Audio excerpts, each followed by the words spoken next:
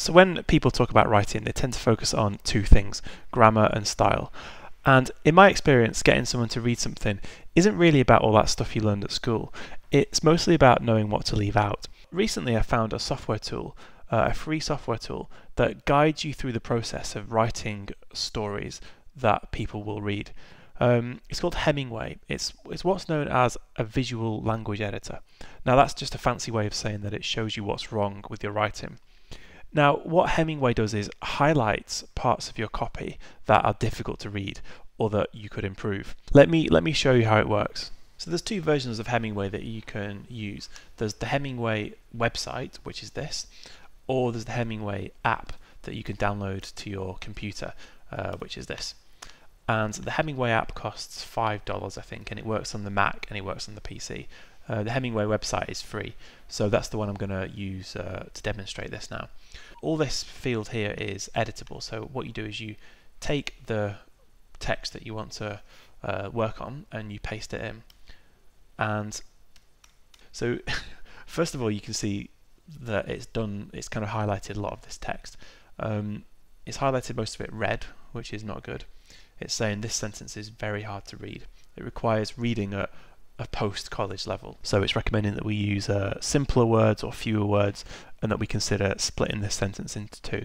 And you'll also see it's highlighted a few other things as well that we'll come to in a minute. So normally when you see something that's red in Hemingway, the first thing you want to do is try and break the sentence up. So let's have a go at that. The company has made progress in implementing the group's revised business plan. That's a good place to break that sentence. And you see, as soon as I put that full stop in, it's no longer highlighted.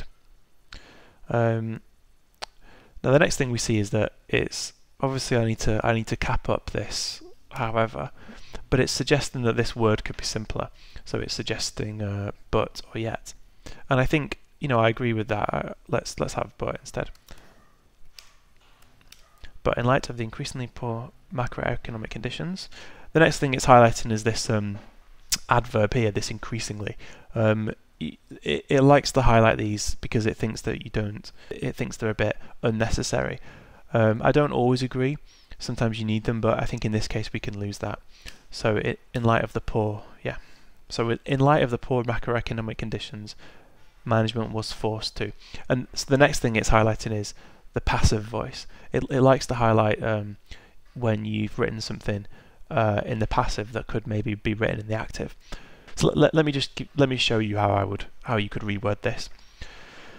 So, but the poor macroeconomic conditions forced the management to prioritize. So you see how that's different. So it's putting the cause before the effect. So this sentence, this is getting better, but this sentence as an overall unit is still too long. It's still kind of showing us very hard to read. So let's try and break it up a bit more. I think this is a good place to break it up. And you see that now it's thinking that this is only hard to read rather than very hard to read, which is an improvement.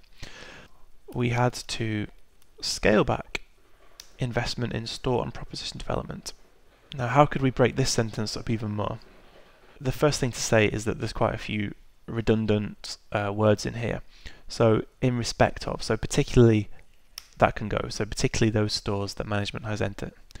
Or so particularly those stores that require a full refit. We can lose the word transformational. I could say requiring. Now what's it saying here? That, oh yeah, that need. That need. See how good this is? So particularly those stores that need a full refit. We don't need the word require. That need. And full is redundant there. So need a refit. So you can see this is already a lot shorter, and it's now showing us only hard to read. I think we can go back and improve this some more. So let's just read it from the top. The company has made progress in implementing the group's revised business plan, but the poor macroeconomic conditions forced, I could say us instead of management, forced us to prioritize the preservation of cash in the short term. I think that's redundant as well, in the short term. we had to scale back, and also the word investment is probably redundant, so we had to scale back store and proposition development, particularly stores that need a refit. So you can see now it's got no highlights at all, which is good. There's no sentences that are hard to read. There's no words or phrases that could be simpler. If I just go back and kind of compare it to what we had before, if I just copy that and paste that in, getting on close to being half the length, and I think a lot tighter.